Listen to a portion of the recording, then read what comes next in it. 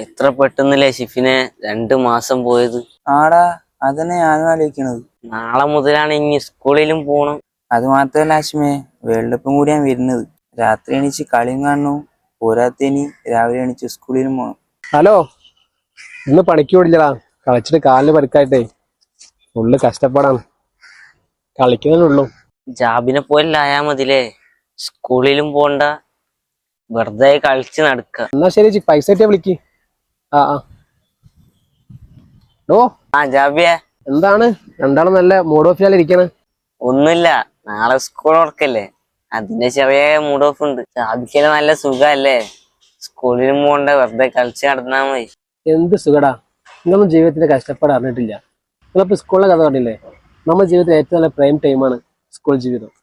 അത് നിങ്ങൾക്ക് മനസ്സിലാവില്ല, ഇപ്പോൾ വൈകാതെ മനസ്സിലാക്കിയോളൂ. നമ്മളൊക്കെ ജീവിതത്തിലേക്ക് കടന്നാൽ അറിയാം ഈ സ്കൂൾ ജീവിതം എന്താണെന്നുള്ളത്. നമ്മൾ സ്കൂളിൽ പോകാത്തതിൻ്റെയും പഠിക്കാത്തതിൻ്റെ വിഷമെല്ലാം അത്ര മനസ്സിലായി തുടങ്ങുന്നു. അതുകൊണ്ട് സ്കൂൾ ജീവിതം അതാ നന്നായിട്ട് കളിച്ചും പഠിച്ചൊക്കെ എൻജോയ് ചെയ്യും.